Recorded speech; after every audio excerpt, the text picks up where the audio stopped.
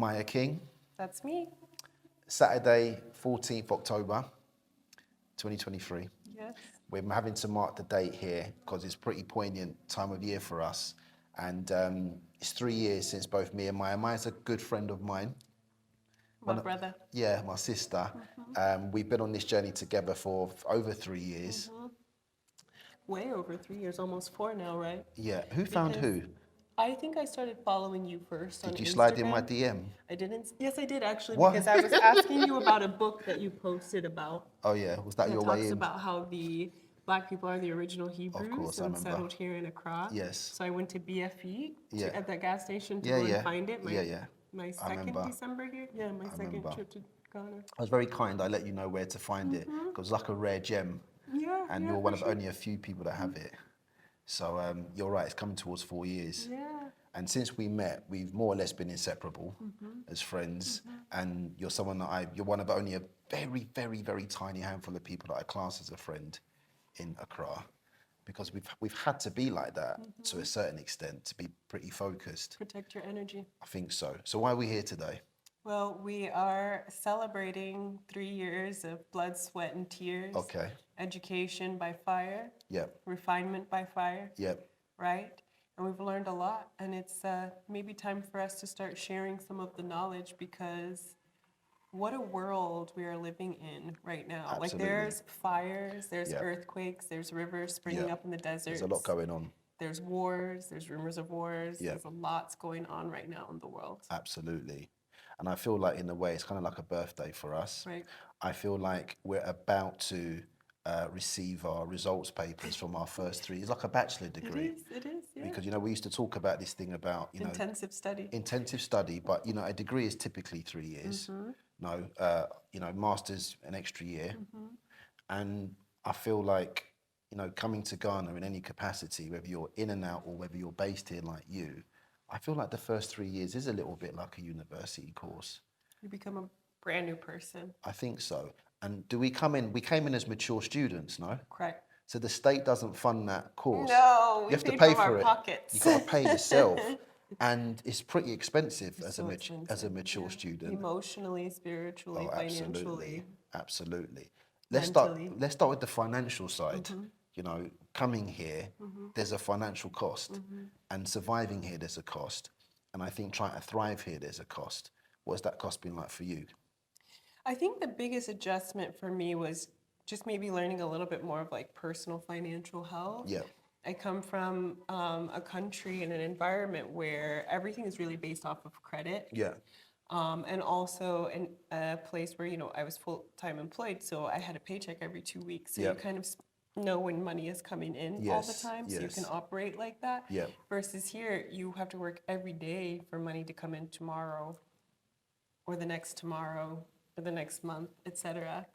So, I sacrificed so much. I had to trick someone the other day into buying my favorite perfume, because you can't find it here, and you also can't splurge $250 for one bottle of perfume, even if it lasts you over a year. This is a cash-based society, highly transactional. If you go outside, you're spending money. Even staying inside, you're running your ECG meter. We don't have things here like where you build a set amount for ECG or Wi-Fi. You pay up front. You pay up front for everything. So it cost me so much. It cost me all of my savings, my old Miami life, and whipping around and driving my dog in the passenger seat, and getting my hair done all the time. But the reward, the yield is invaluable. Absolutely. I'm starting to see it now. I struggled a lot with it over the past year, if this was the right decision, but I'm starting to see it now. I think, I always say anything big in life or anything really worthwhile in life, there comes with an element of risk. I've never really believed that you can achieve or obtain anything of worth without taking risk. And I think we've all taken ours in different capacities. And I think, 3 years, for me and you, we've done it in slightly, firstly, we're from different continents. As a Black American, me as a Ghanaian born and raised in the UK. So we have a slightly different flow about us. but we have essentially a very similar dream, which is to exist and thrive in Africa, in West Africa, and I think Ghana called both of us. And but it's been a journey. So, oh my gosh, It's that's been a nice way to put it. Yeah, it's been a journey. It's been a theme park Yeah, experience. yeah. Every quarter you get on a different ride. Some of the rides you end up liking. Some of the make rides, you very sick. yeah, some make you sick. Some of the rides you're like, I'm never doing that You again. have to recover from You it have to afterwards. recover, and then some of the rides is like, I want to bring my friends on Yeah. with this ride, Yeah. and then other rides you're like, no, never ever Again. and I actually don't want to go to that theme park ever Ever again. again. So we've experienced different things. So who are you, Maya King? Yeah. And let's let people know what you do, because we're in the same space, and we wanted to have this discussion. We said, like, when we talked about it, we said, what should I said, look, let's just talk to each other. We always talk anyway, but maybe there'll be something someone can learn from this. We are both in business in this glorious country of Ghana, and we're both in the same industry. We're very, very credible. You've been doing what you've been doing for a long time, and I know you're very, very good at what you do. Thank So you. you're like, for me, you're one of only two people that I would ever dream of sending someone your way for your expertise. So Maya, who are you and what do you do here in Ghana? Thank you, my brother. No worries. My name is Maya King. I am the king of real estate in Ghana, at least luxury King real or estate. queen? King. Okay. There are female kings. So I'm Wow. one of them. It's on my birth certificate. You cannot contest I swear, that's this. so true. Exactly. That's My deep. social security card, my passport, it says I'm the king. Absolutely. So my background is in luxury real estate in Miami, Florida predominantly, and a few years as well in Miami, Florida.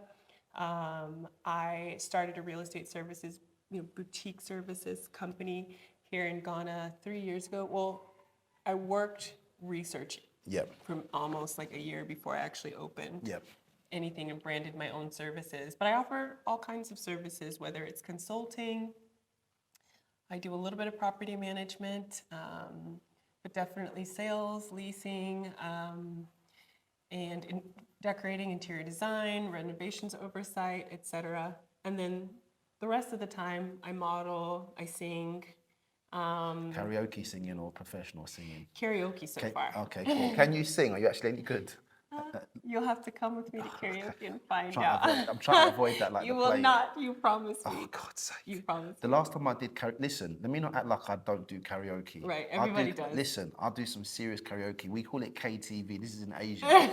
Taiwan, Korea, Cambodia, China, everywhere. Japan. Yeah. We do karaoke, but it's a different type of karaoke. Karaoke is, It's a bit. it means tone deaf.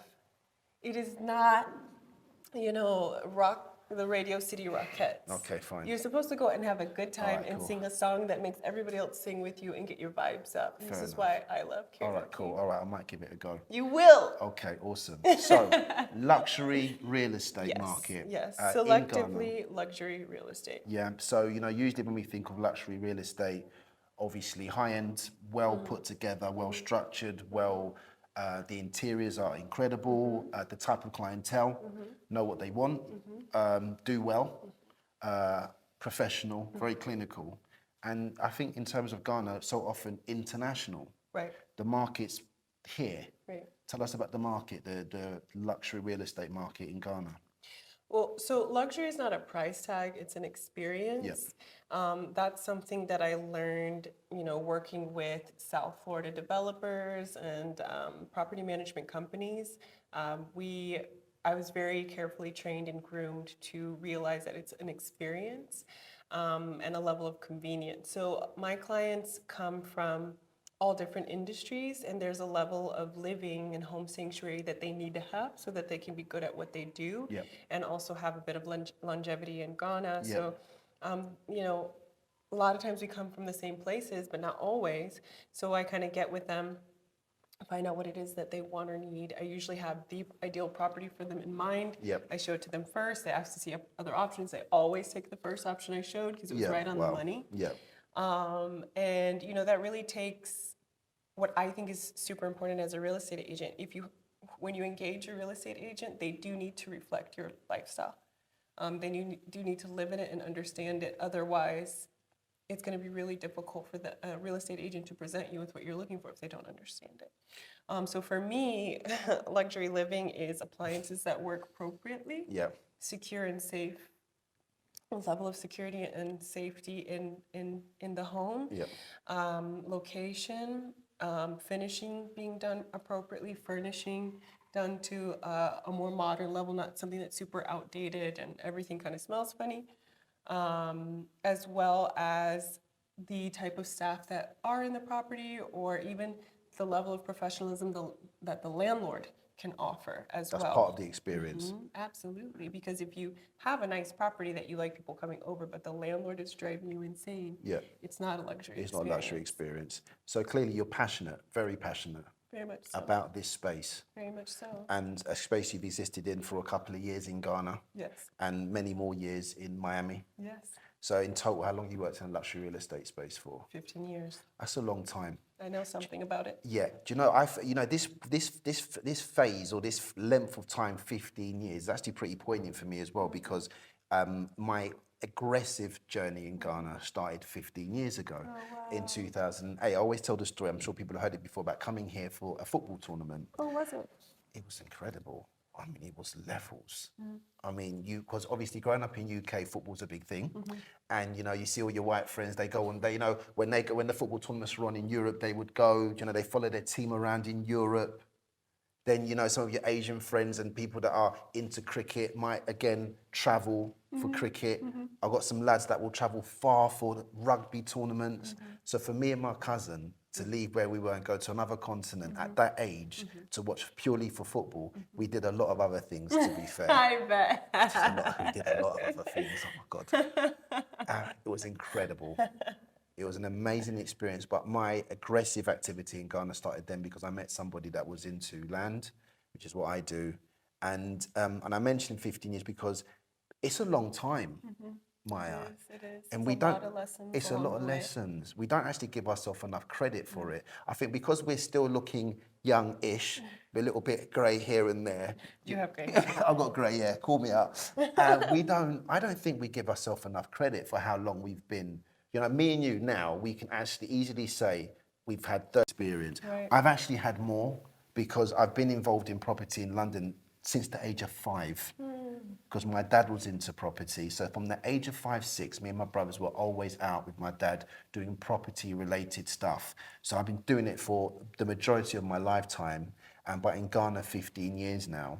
And I think after 15 years, people like me and you should know a little bit about what we're doing. I think we do. And so it's funny because obviously we have a social media presence, and I see a lot of people coming in since there's been this wave of interest in Ghana. And I see quite a few people that are, popping up and either claiming or professing or attempting to operate in a space that's pretty difficult and very, very specialized. And something that, real estate in Ghana is not forgiving. It's not forgiving in land. Because people's, like you said, there's an experience you're selling and providing people. So it's an emotion attached to that experience. Oh, absolutely. If you get it wrong, Oh, gosh. very, very You're painful. condemned. Yeah, and I think that's another important part of actually having this discussion, Maya, because a big part of my business and my vision was to save people pain. Do you feel the same? That if people are coming here to invest in luxury real estate, you have an opportunity to save them a hell of pain against the people that actually just don't have the experience to execute in the way that it should be done. And it's, in line with what you're saying, real estate is more of an emotional investment. Yes, there are investors, but this is their profession, it's their business, so they make logical, they use data for projections, but at the end of the day, at least here in Accra, somehow, some way, maybe it's the ley lines that Accra is located over, the fact that gold is under the ground it's or not in a the normal water. place. Right, it's very emotional. It takes so much emotional investment to build a network here of property owners, of developers, of clientele, and then even to present them with something. And then you're doing all this work. I'm on the back of a motorcycle. I'm going from here to here to here, and then just one conversation with somebody else, and the client is taken from me. And it kills you, right?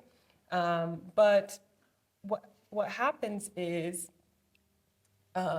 even though it's an emotional process, I think that that's what makes us really good as professionals, because we have the ability to connect with people, Yeah. because we've lived the experience of Yeah. being here. We have a wealth of knowledge to offer someone. It's Yeah. not just sign on the dotted line and send me my commission, right? Well, It's like, of course not. it's always like, I'm telling you this from my heart. Yes. Don't go here. Yeah. Or don't do this. Or please don't mess with this. We all know, because some of us have been here long enough to have gone through these Yeah. experiences. And that's the value that we can offer after being here for so long. I know, because I know people I've sent to you. I Yeah. know your folks. I've seen a lot of your testimonials. Yes. I've seen people crying when you Yeah. walk them on the properties that Yeah. that they've been able to acquire, and it really hits them what they've been able to do. Absolutely. You know? You know, with what I do, I think, you know, land and that emotion to the land, the connection, we always tell people that we feel the land that they're going to own already knows they're going to own it. Right. We always consider it a spirit. And, you know, the building we're sitting on now sits on a piece of land. What's under this building before they started building? This is Ghana. You know, you talked about the ley lines. Right. People that are involved in construction and people that are involved in land and property generally, before we do anything, there's certain things that we have to do in this country to make sure that it will be a success and to make sure that things go the way we reasonably hope them to go. And I think that that brings a deeper connection to property. I am in property. You know, I use the word land because I want to be very plain with people what I deal with, but the discerning people that understand property and the value of it know that land is property. It's the actual basis of it. Right. And, you know, you were saying that, you know, we want to implore on people our truth and what we know and provide, you know, a humane and honest service. That is a given.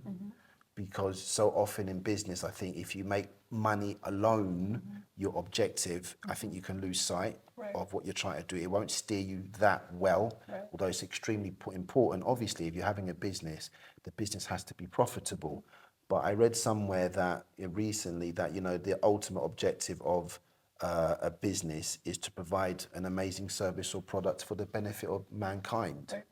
And I think, you know, what you're doing with, you know, providing those very, very exquisite high-end luxury properties, and that experience is definitely needed and is something that people won't forego. And in what I do, you know, making sure that people have access to genuine land in a country that is highly sought after now. It's a very precious piece of land.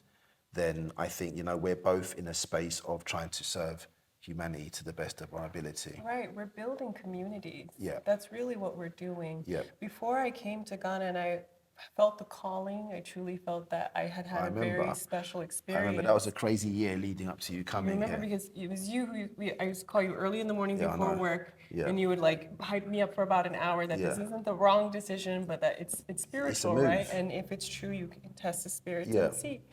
And at that time, someone asked me, if I gave you $250,000 today, what would you do? And I said, I would move to West Africa and I would be a bridge. Yeah. I would figure it out so people can come behind me. Yes. And today, I didn't know that I would end up in real estate. Quite Yes. frankly, when I came here, I was Okay. hoping to be more in the import-export space. Oh, wow. And I haven't moved away from that, Good. but I feel like, Because I've got some designs on that. right, and I feel that real estate agents, like how I ended up in real estate more than 15 years ago, is because I saw super empowered women, self-starters. Yeah.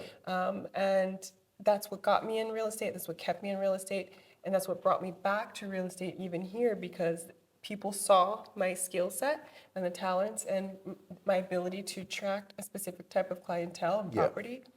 And so I worked in it, right, because it paid my bills for a long time. Yes. But now I'm realizing that I'm a visionary. I Yeah. have ideas for communities that can Yeah. go up. I know who to go and talk to. And this is where real estate is taking me, to community building. I want to know that if the other 30-something-year-old professional woman from New York or Miami is moving here, I want to know she's going to have an easier time of it than I did. And I want to take a direct role in that.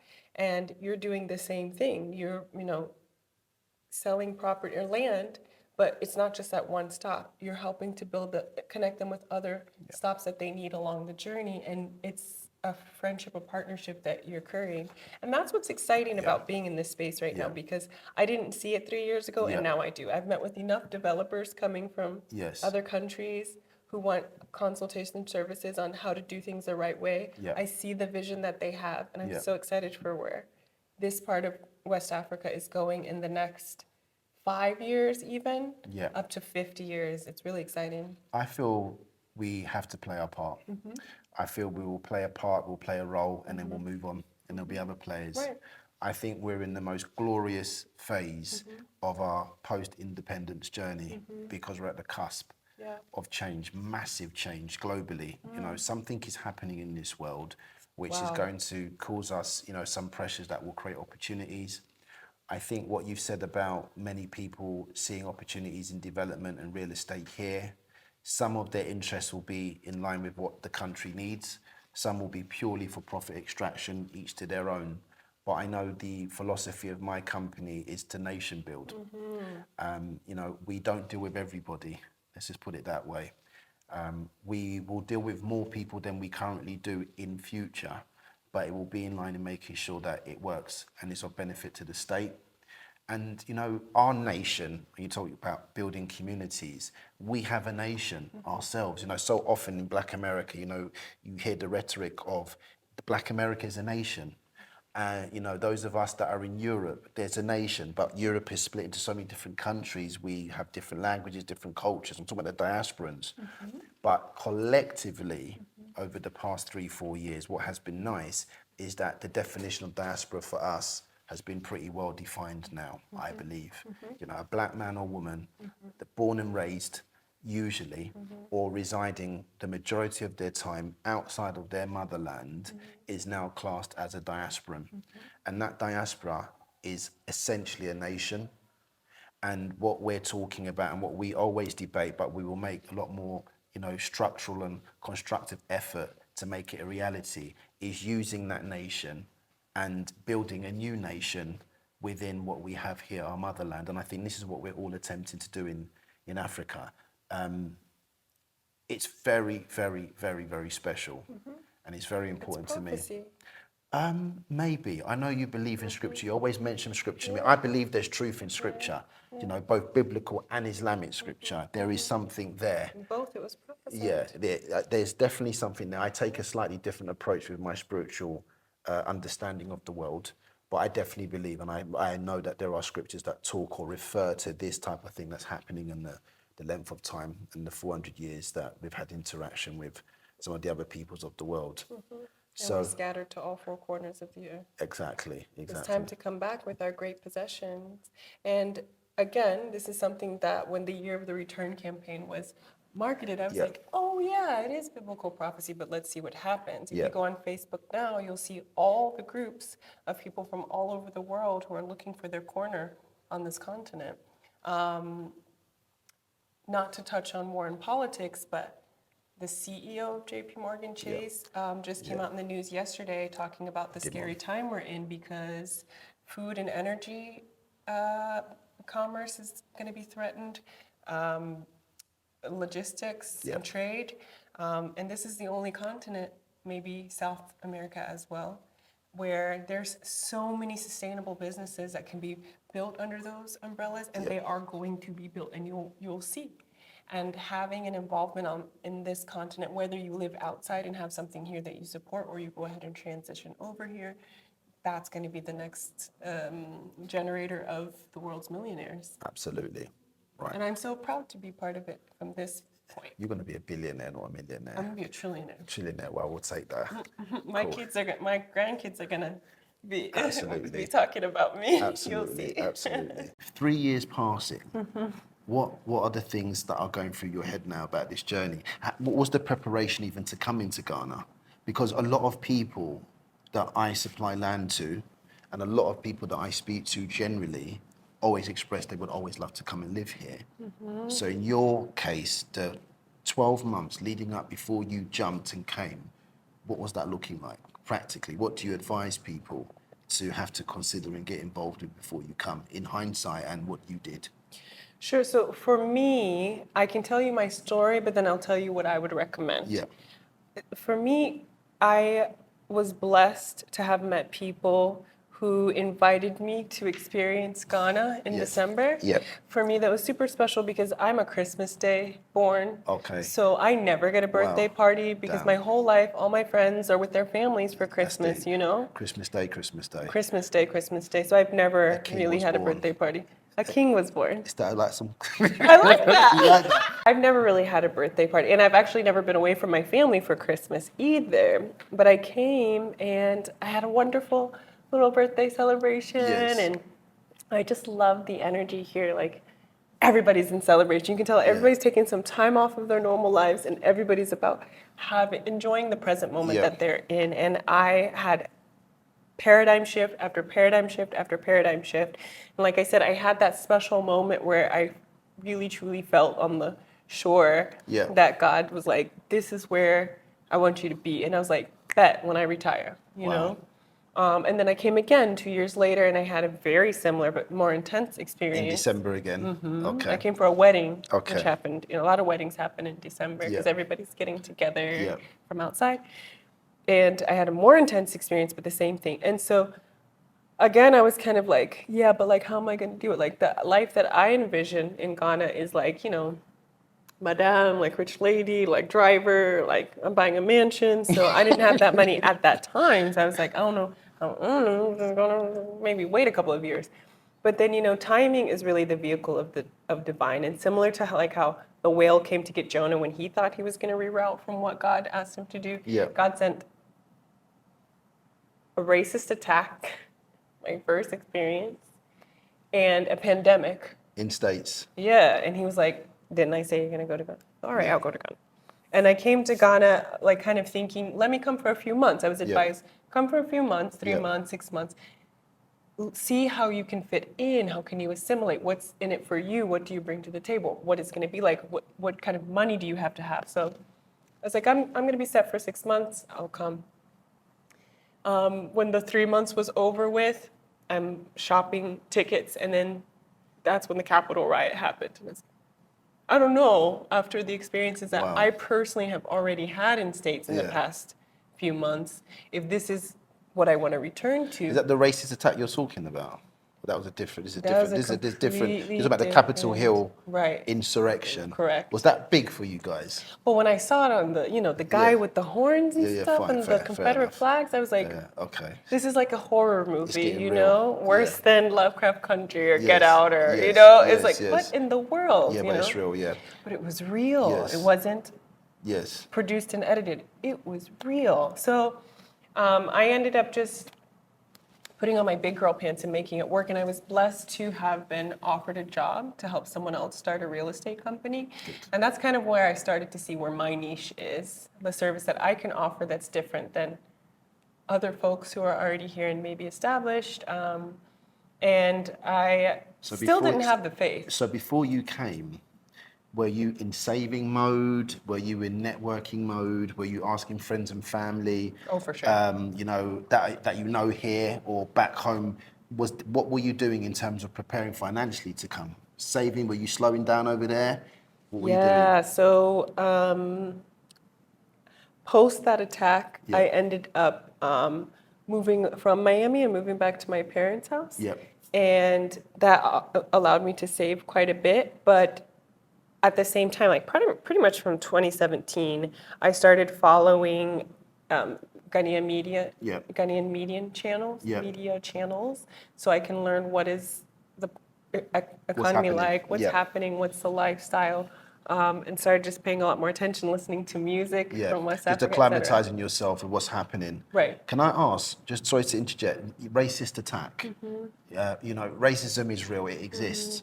Are you able to tell us a little bit about this? Right, I'm going to ask you. If you don't ask, you don't know, you don't that's get. true. But so many people are leaving Europe and America because of racism, real or perceived. Yeah. So in a general sense, was what happened. You don't have to answer this, by the way, but it seems that you mention it. Technically, I'm not allowed to because I promised to be quiet so that they would give me severance pay. Okay.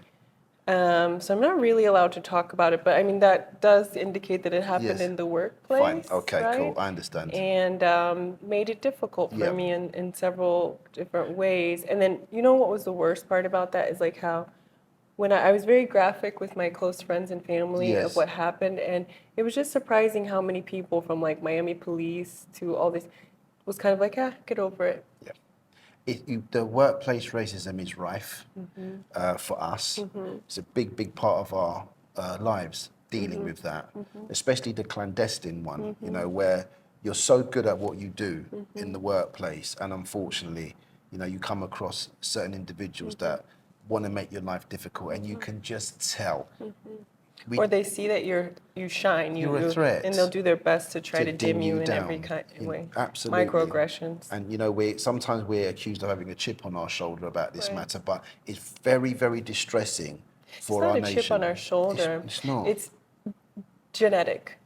Trauma lives in your DNA. Yes. So whatever your grandparents went through and their grandparents What's went the through, name for that? you feel it. What's the name? Give that a name. This thing of transfer of trauma through DNA.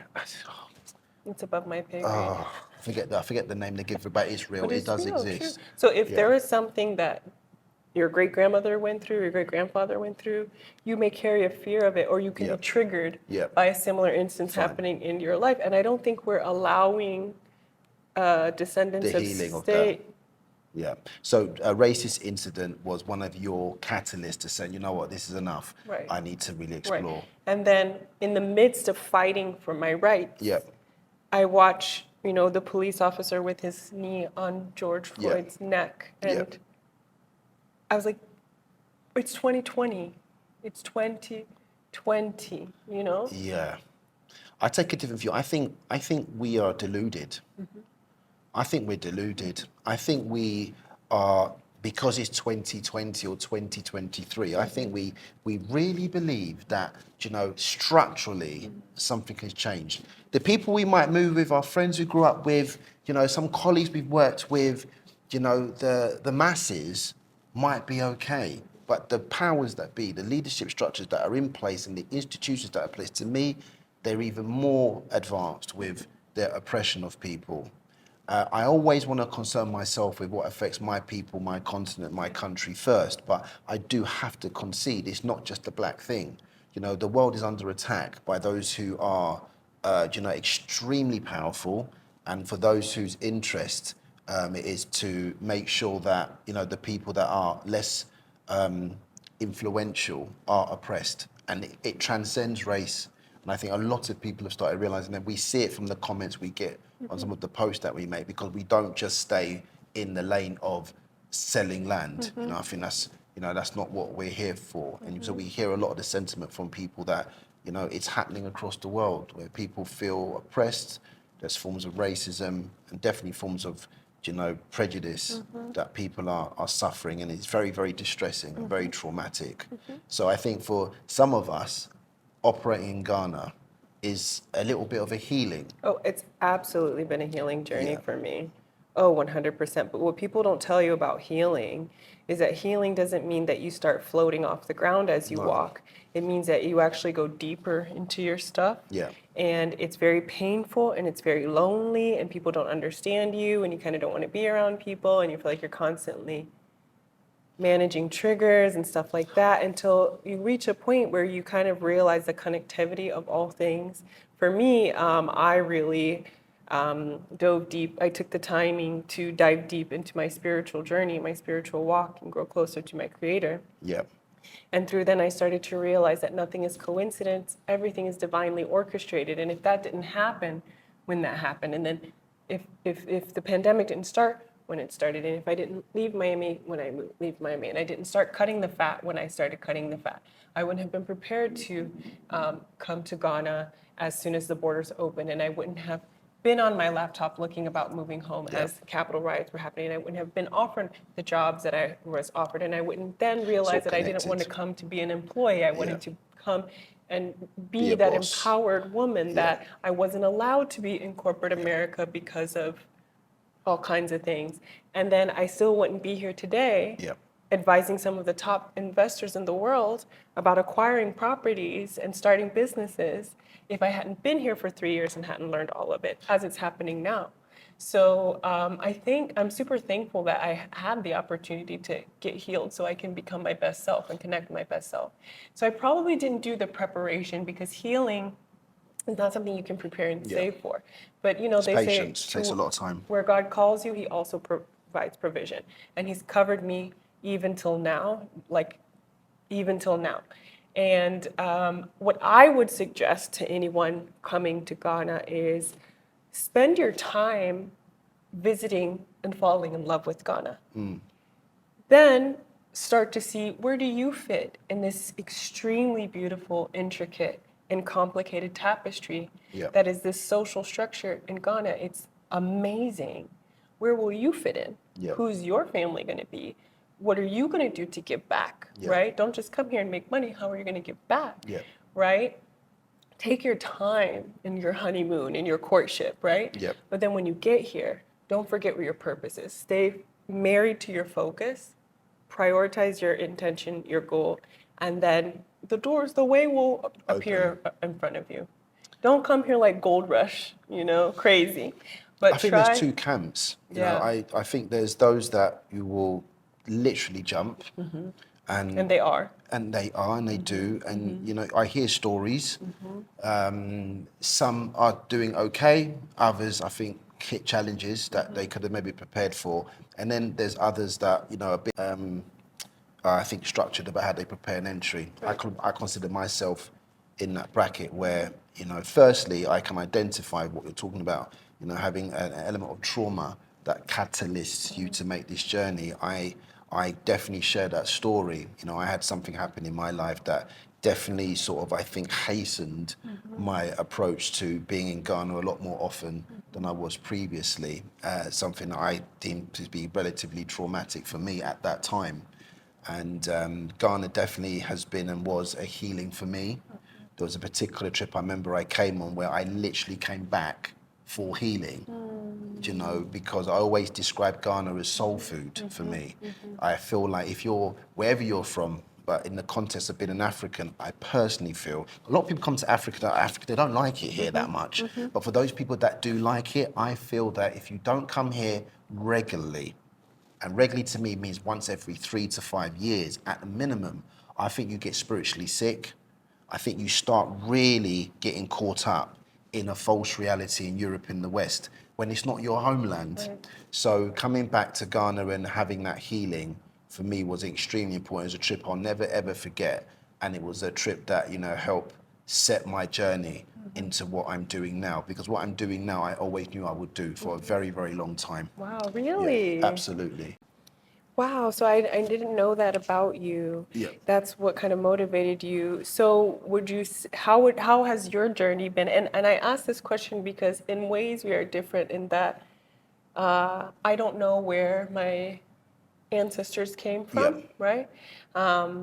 But you do, and you have so much pride. Yeah. And I've watched you, and I'm waiting for you to take me with you on some of the things that I've been pressuring you when you have find the time, because I know you work really hard. Yeah.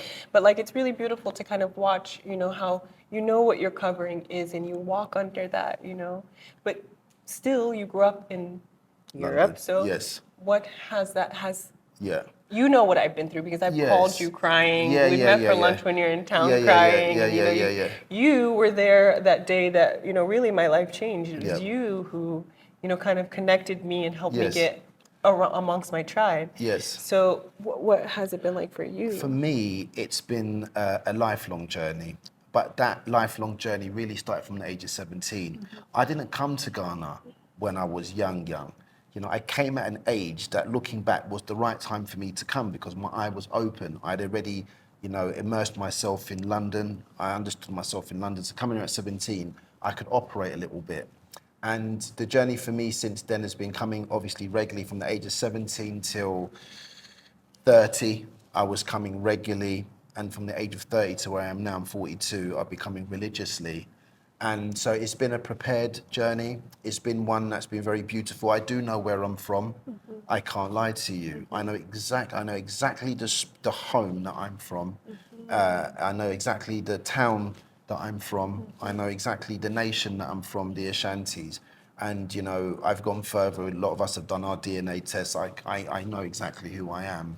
And I know where my bloodlines are from. And it's been something, as you've intimated, is pretty important to me. It gives me a grounding and gives me an understanding of myself, and it's helped me get an understanding of what my purpose might be. I'm from Ajusso. You will go there and see it. It's pretty cool. It's a very big town now. It's a lot smaller.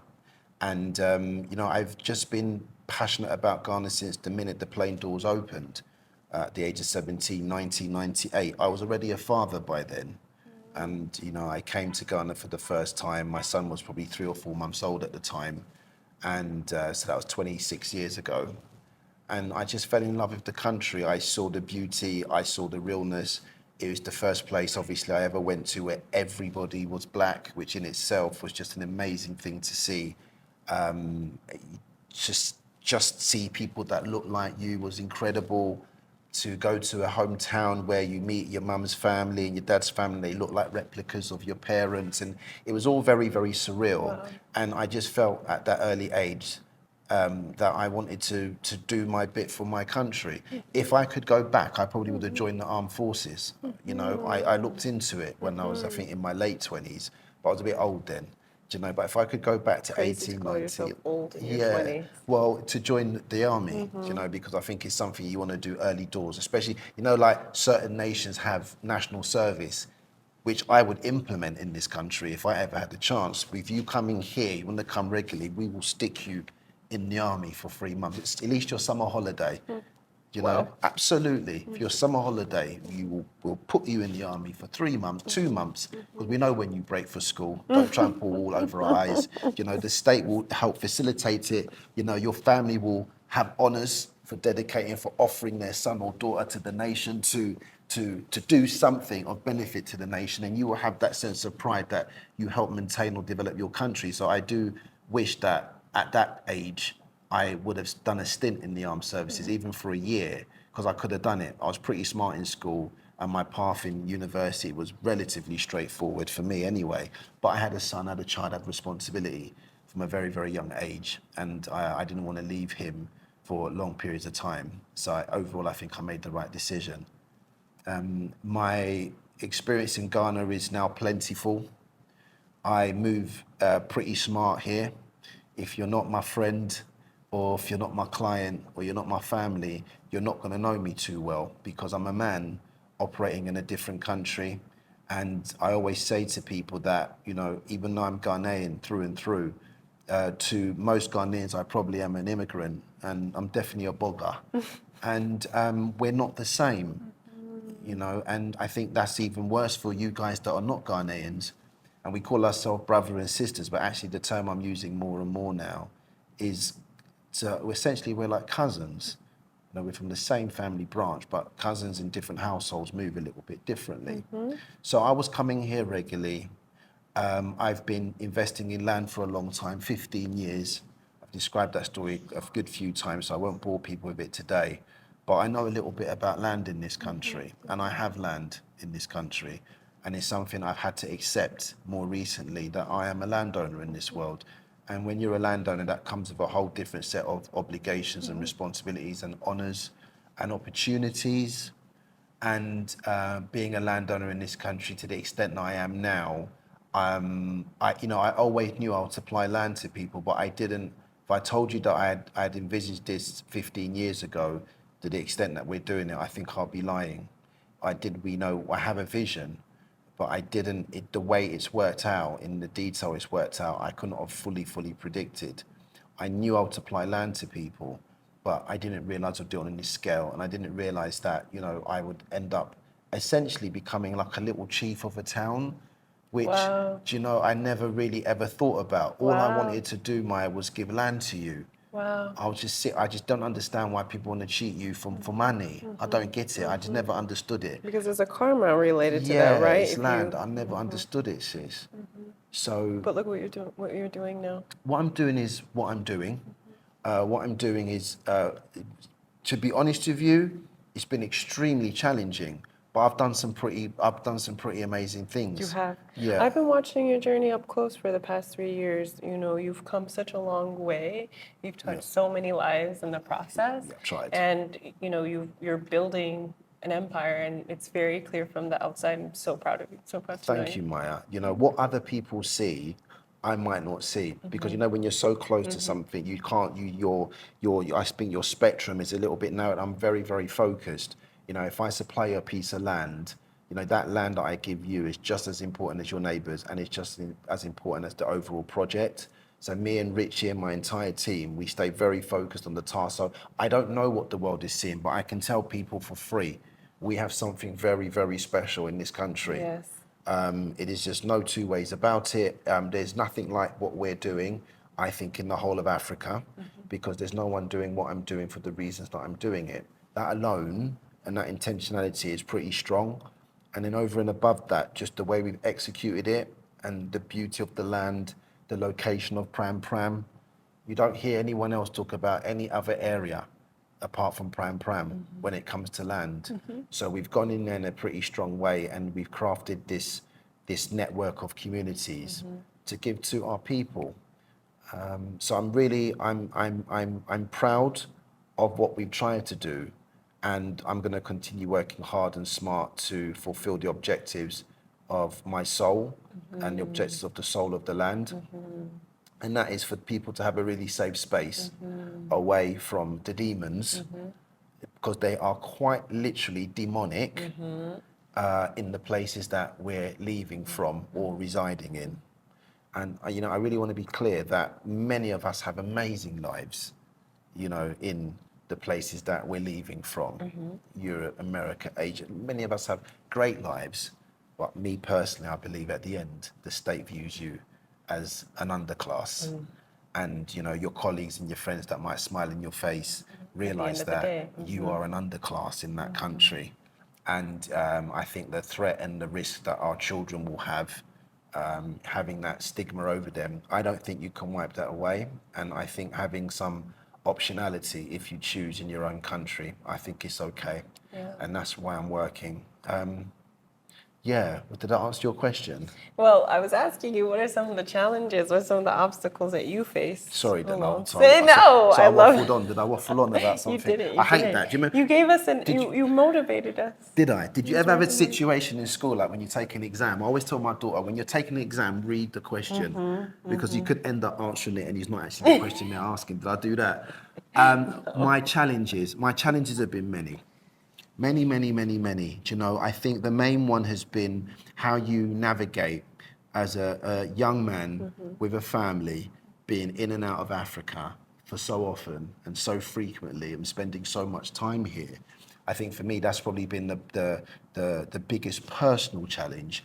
Then you have the financial challenges of it. I'm an investor here. We're running a business. Every business has its financial constraints, our cash flow challenges. It's a very, very capital intensive business. So we have that over the past 3, 4, 5 years. Then there's emotional challenges. I'm a father, I've got 3 kids. I miss my children desperately. I miss my family desperately sometimes. But I always feel to myself that, when you have a responsibility as a man's responsibility is very different to a woman's. And when you have a responsibility as a man, as a father, as a husband, I think no matter what, you've got to execute it out. Right. But ultimately, my ultimate responsibility is to provide for my family in every way possible, including emotionally. So you have to be around. And when you spend 50% of your time in a different country building something, that comes with challenges, because my family is not ready to move to Africa yet. And quite frankly, I also need to operate. I have a very, very intense job. I say to my people all the time that it's not the time to be having, excuse me to say, little kids running around, because it's not easy. You need to be able to move, and you need that element of flexibility. So, a husband and a father has responsibilities, a mother, a wife, a lady has different responsibilities, I believe, and people have to live them through. Well, what's your outlook on the next 5 years building in Ghana? My outlook is positive. My outlook involves still a lot more work. I feel between the ages of your 40s and your 50s, 40 to 50s, that's the decade of work. 30s is the decade to party. Is it? Absolutely. Okay. But I'm doing it wrong. You're doing it wrong. I'm working. I was studying in my 20s and setting a foundation in my 20s. And in my 30s, I've travelled and partied. And when I say travelled and partied, I've still done a lot of work, obviously, but I feel 40s, for me personally, the next 5 years, is the decade for a man to just settle himself down, put everything aside and focus on his work. Work is a big part of a man's life. And the sooner people realise that, the better. Right, that's true. So I feel men should spend that decade working hard and smart and investing, continuing to invest. Your 20s and 30s, you should be investing. You know, I was investing very aggressively in my 30s. 20s, I didn't really have the resource. In my late 20s, I started investing, absolutely. But your early 20s, for most people, you probably should be in university. You probably should be starting your first gigs with work. You know, you probably should be fucking around a little bit and having a little bit of fun. You should be working out what does fun look like so that in your 30s, you really know how to have fun. And I really knew how to have fun and I really do know how to have fun. But it's not the decade for that because I've been there, done that. And quite frankly, there's nothing really that I ain't done. So it's like, I'll be honest with you, it's not what, you know, now if someone's idea of fun, I was like, okay, I've done that, you know, do you know, fine. So it's like, now I feel like it's a decade for work and that's what I'm doing. So between the ages of 40 and 45, I'm 42 now, we're gonna put in serious work to get what we need to get in a country that is at a cusp of being done. You know, Ghana's a small country. Accra is a small capital city. There are numerous opportunities, in my opinion, in this country, but they're not going to be they're not going to be just sitting there waiting for people to decide when they feel like it. It's treasure hunting. Because there are 8-9 billion people in this world, and as we mentioned, in our view, Africa is now the final frontier. So my view I've taken is that rather than complaining and moaning about every other group of people that might want to come here, because it's in the main it's a free world, then what am I going to do in that period before they come? Right. They come well resourced and they come ready. So the next 5 years looks like to continue to consolidate on what we've been doing. It looks like, you know, starting probably my final company or two, because I do have a young family and I want to be prepared for my 50s. And that means that the company should be relatively mature, very functional, with plenty of process and people that are amazing managers to run the company so that when my kids are in their teenage years, or the younger two, and any more that are to come when they're a little bit older, then at least, you know, I'm gonna have a lot more time for them. But for the next couple of years ahead, we are putting our head down. There are opportunities here, but they're gonna go. Why? Because the whole world is on fire. Right. Everywhere's on fire. Right. You know, those of you watching this that will be seeing the stuff happening in West Africa, and you know, some people ask me, "Oh, is Burkina Faso close to Accra?" And I'm like, not really, you know. But we are in West Africa now. There is a shift happening, and going outside of West Africa, there is a lot going on. Right. That's even worse than what's happening here. So I feel, I don't know how you feel, but I feel this is the safest place on the planet. I mean, I'm a single woman. I've been here living alone for 3 years, and I don't feel like my safety was ever at risk. I have been robbed, but I mean, they didn't bother me. They just took what was easy for them to take and, It's a and petty go. crime. Right, You know, exactly. very distressing. Exactly. Very It's distressing. more like the idea of it versus Yes. what actually happened. But I do have to say, I move around a lot alone. don't know, feel I only threatened? speak English. Well, I speak English and Spanish, but Yes. like, I've You've never had a problem. And that's on a personal security. I'm not even talking on a national security. Oh, You know, that's true. It's very calm. It's quite calm. Inclusive as well, you know. There's so many other migrant communities here. There's a huge and Yes. thriving Lebanese community, Yes. Chinese community, Nigerian communities here now. Nigerian Let's talk about the community, Indian Chinese. community. Let's just talk about the Chinese for a second. I just want to set the record straight about the Chinese. Me personally, me Kwabena, that I come to this country and I'm in this country all the time. I want everyone to be clear here. Me, I don't see Chinese people in Accra. I don't see many. They come here on Friday nights to go to the casinos. During the week, they're working. So hard. They're working where we should be working, in the bush. You know, the wealthiest person I ever met in my life, a friend of mine, very, very, very, very wealthy person. He said to me, as I always knew this, saying, where there's muck, there's brass. So everyone wants to come and be in glossy cantonments and Lebonian, you know, and all this stuff. The Chinese are not here. So I don't want to waste my time talking about it because it's a moot point. If you don't want to do what they're doing in the bush, you know, for the length of time they're doing it, then let's not even go there. I'm prepared to do it. Are you? Are you prepared to go to the bush for 6 months? Are you prepared to put your house up and, you know, extract and bring in a couple $100,000 to start a venture doing some heavy lifting stuff, raw material, commodity type stuff. If you're not, then you're then going to have to wait until there's some pious leader that has some amazing policy when it comes to foreign investors and what they do with our lands out in the bush. Because it seems to me, Maya, that a lot of people actually prefer to come here just for Christmas, Right. just to party. Right, and there's that's nothing fine. wrong with that There's because nothing wrong with that. you know that brings in a different Absolutely. level to things. That's the tourism economy. But the rest of the year, if you're going to be here, you're going to have to like Yeah, buckle you in have to and buckle work in. hard. You're gonna have to work hard. You know, that's the tourist economy. And tourism is becoming a big part of, you know, Ghanaian life and Ghanaian economy. And it should be. It should be something actually that is expanded upon massively. But if you're not about that life, I think it's harder here.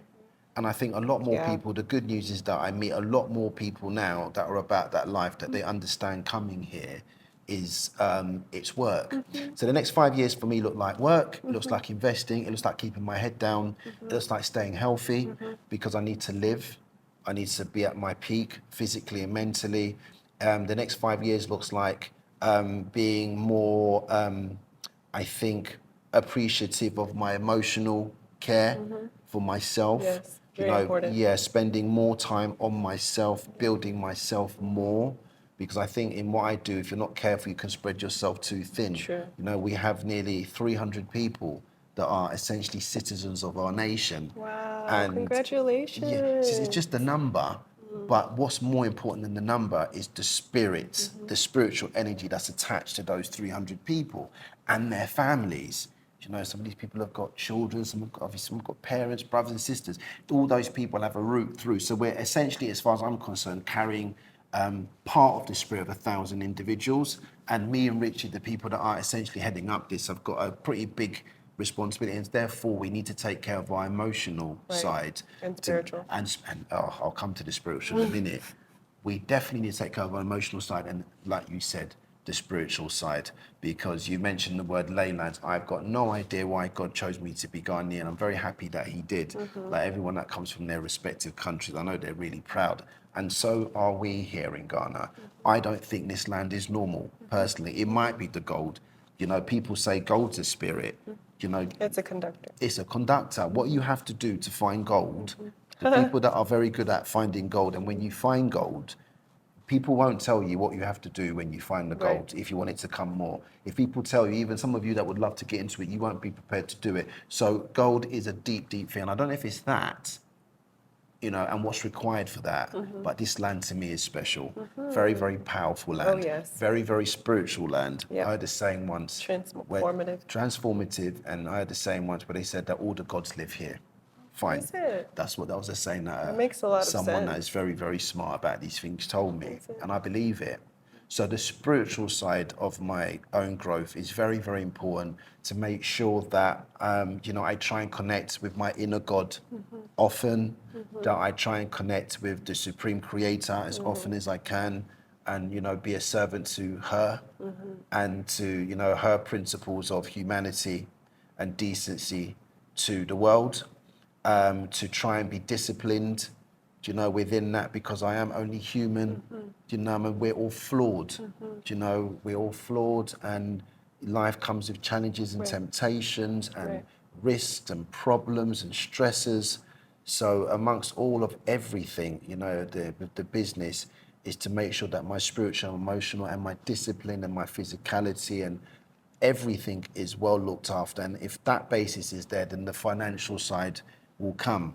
I've invested here. Which is the opposite of how things work for corporate employees in the West. You focus on doing what you got to do to keep your job and to make sure you have a paycheck coming and that you cover your bills. But Ghana, you can come here, start your own thing, empower yourself, and focus on your healing and your stability. If you're smart, True. if you're smart, if you execute, because at the end of the day, everyone needs And to put committed. food. You need to put food on the table. Right. You know, I have financial commitments, big ones, and you know, like I said, there's no mercy as a man if you can't fulfill them, for especially for your family. Right. That's where you're judged. So we all have them. So you know, all of that side, I think, will taps into, you know, facilitating the provision of that. But that is our ultimate responsibility. So that is a stark reality for me. And to continue to build the business. You know, we have Asarci, we have Efiedan now. Efiedan is the architectural design and build hub. What does Asarci mean and what does Efiedan mean? Asarci means land in Shui. Efiedan means home building, you know. So we try and keep everything very, very to as much as our cultural, you know, sentiments as possible. Asarci is Mother Earth. You know, she's the Earth goddess. I did not know that. You're teaching me something. Asarci is the Earth goddess. So this is why I say we know that land is like a god, it's a spirit. I mean, look, land produces things, no? Yes. We're now harvesting okra. Creative energy. It's given birth to something that we consume that keeps us going. So the earth is a creator, so it's like a god. So Asarci means land, Efie means home, Dain means building, so that's home building. So we are home builders. You know, we will design homes and build for hundreds and hundreds of people. And I'm pretty sure we'll be one of the big home builders in West Africa in my lifetime. Yeah, I'm pretty sure, because the way we've even started going about designing and soon to be building for people, you know, my business is we believe in, you know, true black excellence, not just by mouth. We want to do it in the flesh, and I can see the way we're operating with people, we've got a chance of doing that. But again, that's a new business. So that's what you are doing. That's what you are doing. It's very apparent. Well, yeah, I think so, and it should be that way. I think one of the benefits that people like me and you have is we've had a career, we've worked abroad, so we've learned different things, we've met lots of different people, and we're able to try and apply some of our learnings to our current ventures. Right. And if you're going to apply it, then apply it well, right. and try and do it well, and be willing to learn and listen also when you're not doing it so well. So we've had 3 years of learning and working and building. And I think, you know, therefore at this stage we should be pretty good at what we do. Oh, yeah. And I can confirm we're pretty good at what we do. I'm the king of real estate, so yes, I'm good at what I do. You're very good, I'm no? very good at You what have I to do. be. I recently I have a friend actually who was shopping for an investment, and she was meeting with her landlord, the property owner.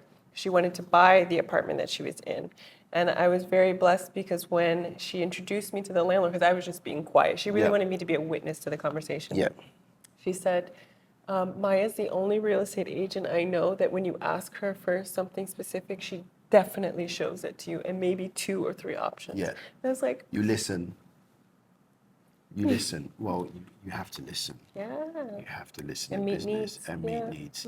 This thing, the king of real estate, it's got to stick with you. It is, it's my name. Yeah, but I It's haven't- on my birth certificate. Yeah, I know, babe, but I haven't heard. You know, I I was haven't heard. thinking- Honestly, it's big, you know, because it's such an You know, oxymoron. you know who gave me that name? Who? Ivy Prosper, who Listen. you introduced me to. Yeah, you've got to roll with that shit. I That's am. big, you know, because it's such an Oh, oxymoron. so my logo for my brand, Magnate, means royalty. Yeah, And if you look at it, the buildings Yeah. in the is a crown. yeah. So it's through and through. Yeah, but just the whole thing to get out there and say I'm the king of real estate, it just sounds mad. You It give me sounds you give me some small time, you'll see. Listen, it's big because you're a female as well. It makes no sense, but it makes total sense makes because total you're king sense. on your Yeah, passport. exactly. So you got to roll with that. Guys, meet the king of real estate.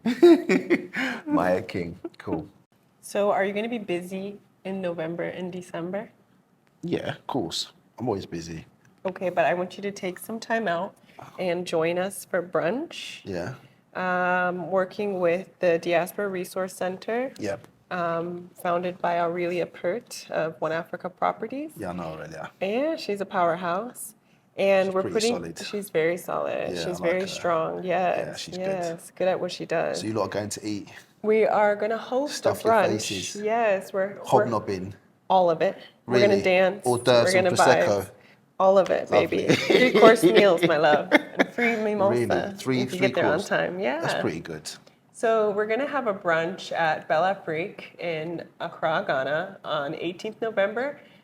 Be there no later than 11 a.m. We are going to invite panelists who are subject matter experts in living, loving, and thriving in Ghana. Okay. So if you're interested to see where you can make your mark in West Africa, and Ghana specifically, you should be there. There's going to be folks who have lived abroad, who have in the past 3 or plus years moved here to Ghana, and they're going to give some wonderful feedback and insight on what that process looks like, from dating to starting businesses to scrapping those businesses, starting all over, how they've learned to pivot as an entrepreneur, and obviously the ways that they find balance and having fun. So be sure you'll be there. There's always a day party on Saturdays at Bella's. So after we eat, we'll dance, and from there, who knows? But be sure you attend, and we'll include the information of how to RSVP and get more information. So November the 18th. November the 18th. 11 a.m. 11 a.m. Bella Afrik. Bella Afrik. Networking. Brunching. Dancing. Laughing. Boozing. Living. Gossiping. Thriving. Understanding. Everything. Learning. Yes. I think it should be a cool event, guys. It's going to be so dope. Yeah, I'm a panelist on a serious note. Kwabena is a panelist. Yeah, they've been asking me for a while. Yes. Actually, it's so bad. Aurelia asked me a few times, but I kept on, because I'm actually quite shy, guys. People that actually realise that I am, I know, be like, yeah. But when you asked, I was like, yes. It was so bad. My sales strategy. I used it on you and you didn't even know. Exactly. So we're going to go and we're going to get together with the diasporan community that are in Ghana. So anyone coming into Ghana in the month of November, if you're around on the 18th, it's going to be awesome. Anyone that you know that's in Ghana that would probably benefit from coming, please share this with them and let them know on the 18th in the Accra there's a networking event. I do not expect it to be wanky at all. I'll use that phrase. No, I'll use that phrase so people understand what I mean. And if Aurelia and Maya have anything to do with it, and I know the standard of their work, I think it'll be a brilliant place. If anyone has been to Bella's, very nice. Yep. So you creating the menu and stuff like that, you're getting involved in the detail. Absolutely. That guy Claudio, he seems very passionate about food. Yes, and they have lovingly worked with us to develop both a vegan and non-vegan menu. So it doesn't matter There's what so your many frequency vegans in Accra. But outside there are, and they're coming. A lot of diasporans are vegan. I know. I used to be pescatarian before, but I'm flexitarian. Flexitarian, I think they call it. So, all right, we look forward to it. So November the 18th, Bella Afrik. Loving, living, thriving. In Ghana. In Ghana. Okay, cool. Book your ticket as soon as possible so we know to have a place for you. Well, how much is it actually? Let's get that one out the room now. Early bird tickets start at 400, but probably by the time this video is posted, it's going to be a little bit more than that. Okay, so 400 Ghana cedis. Basically, is about 25 to 35 quid in pounds, dollars, whatever. Yep. $40 maybe. It's cheaper than a brunch in Brooklyn. And that's good value? It's very good value. Because you're going to get to eat a 3-course meal. Good. You're going to get drinks. Good. You're going to listen to engaging and inspiring conversation. You might meet a bit of talent there as well. If you're lucky, you might meet someone special. Someone there. a bit dishy. Yeah. Not dishy. Dicey? Oh, dishy is the British way to say it. No, I learned. Dishy and dicey. Let's hope Dishy, it's not dicey. dicey. In short, guys, for what you're going to spend for this ticket, for the type of people you'll meet, for the food and the drink and the ambience, it's probably not bad value because you know things are getting so expensive everywhere. Exactly. Especially going out to eat at nice places, and Bella's nice. So nice. And after that, we're going to have another one on the 30th of December. And stay tuned for more details. Awesome. That one. Thank you, guys. Cheers. So what do you do here?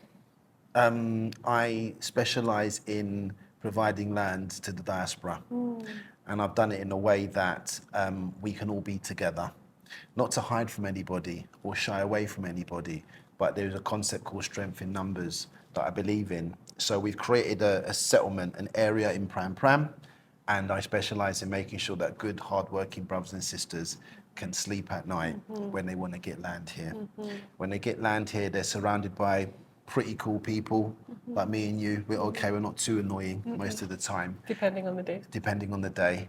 And they're buying land in a place where it has huge potential obviously in Prampram. They're surrounded by like-minded individuals. They're buying land from someone that is prepared and happy and sees it as a privilege to lead what we're trying to build. And you will get something that's very genuine, something that's very structured. We are extremely efficient with how we supply people land. Things to do with documentation and due diligence is absolutely on point. And I believe we're the best at what we do. So that's Asarci Real Estate. If anybody needs land in this country, for anybody coming into Ghana in Christmas, and want to make it extremely worthwhile, i.e. to make that trip and also a trip where also they can invest, then as long as it's land, as long as it's trying to make sure you're in place to build something pretty cool here, then Asaase will help, and I can help personally. And Prampram is such an excellent location to purchase land at the rates that you're selling them right now in Ghana, because you're minutes away from Tema, where the port is. So that's logistics, right? It's a commercial area. Yeah. But you have everything kind of in Tema as well. Yes. But then you've also got the beach in Prampram. But let's be clear about the beach. Again, when you're providing something, because I always say we don't sell land. I'm just allowing you to acquire it. You talk about the price. As far as we're concerned, we're dashing people the land, because land is priceless. Where we are right now in Accra, this piece of land, At least $500,000. I mean, it's pretty scary just for the land. So we know what we're doing, guys. But let's talk about the beach. The public beaches in Ghana generally are not that clean. Right. So let's just be clear here. If we want clearer beaches and cleaner beaches, then all of us Have a lot of work to do. we've got work to do, and we can do it, but we're going to have to put in place policies to make sure that our beaches can be clearer. Until that happens, these are not going to be beaches like you're used to in Seychelles and Mauritius and Jamaica and all the rest of it. There are some beautiful beaches in Prampram, but they need maintenance. Some of them are maintained, others are not. In relation to Tema, for people that are very, very shrewd and are able and willing to invest in proper pieces of land, because the port is in Tema, and the way this country is moving as the capital of West Africa, the amount of shipment that will come into that port once they sort out tariffs is going to be colossal. And having a place near to that port for storage for people is a big, big, big move. Yeah, because at the end of the day, otherwise, how many times do you need a port in your life? It's only for the real shrewdies that understand what ports bring in terms of commerce. And in relation to being close to Tema and amenities, we have to make Oman, which is the settlement, Oman means the nation, we have to make sure that everything is there. There should be a tattoo artist in Oman, so we don't have to. Hair salons, schools, Schools, churches, grocery opticians, stores, nail restaurants. technicians, masseurs, do you know, the things that most Fake of us Targets, need. fake CVSs. What's the fake CV? Oh, okay. Those, Like, those are okay. Fine. kind of That's in places where you States. can Yeah, get yeah. Yeah, everything in one supermarkets. place. Absolutely, and that is for us to provide. So if you want to invest in land, then you should know that you can, within reason, build anything you want on the land. So if you want a target, let's do a target. We will do a target. Do you know? If we want to, have a salon, then let us buy the land and create the salon. That is what the land's about. It's not just about people buying land and then building these really lovely Beverly Hills type mansions. That will happen. But in terms of the commerce ability of it, then land is very powerful. That's all I would say. And then we have Asarci Property Scout.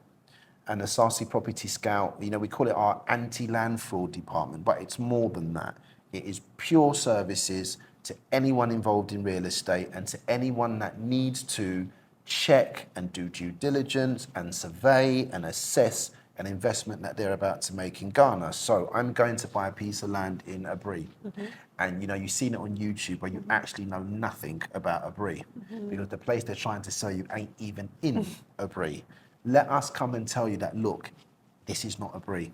Let us come and tell you that this is the glorious opportunity with this land, but this is some considered opinion for you to bear in mind. Let us come and tell you that, while we were there, we heard people talking that the person that took us there, that you recommended we speak to, has no right to sell that land to anybody. Let us come and tell you that the road that leads to that plot is disastrous and you will never able to enter that site when it rains. Let us come and tell you that the investment that someone referred to you is amazing. So valuable. And if it's genuine and you can get it, then you absolutely should. Now, let us come and tell you that your grandma's house that's based in Kokolemne is just colossal in terms of opportunity, that if it's renovated and you put $10,000 into it, you probably could get 10 bedrooms to rent an Airbnb for $40 a night. That's an invaluable service. Let us come and tell you that, the search report we did on the land that you wanted to buy, is not great. So we have that. We have Efiedan, which is a design company. So again, for anyone that's bought land in Ghana over the past 5 years, 10 years, and you now want to design something and you just do not want to be messed around with jokers you come to us, and we've got some pretty badass operators that will design your home for you at a really, really reasonable, fair price, and we can do our job. And then the last one is your kua. That's not a passion project for us now. That's a farm. We have a farm now. Oh, that's so great. Yeah, we have a Where's farm. the farm located? It's on Oman. It's on the whole Oh, settlement. nice. Yeah, it's in Prampram, and we're growing okra and maize and tomato, and we're going to start doing onion, and we're going to start doing anything we want to do because we've got the land to do it, and we're going to start also rearing just a limited amount of chickens and poultry farming, small. I'll be able to bring you chicken for your own personal use. Food is getting very expensive here, Yes. guys. We have to prepare. Absolutely. And that's what we do. Wow, so full service. Yeah, a couple of services, couple of bits and bobs, and that's the Asarci Real Estate Group. Wow, it's an honor to meet you, Chief. Oh, whatever.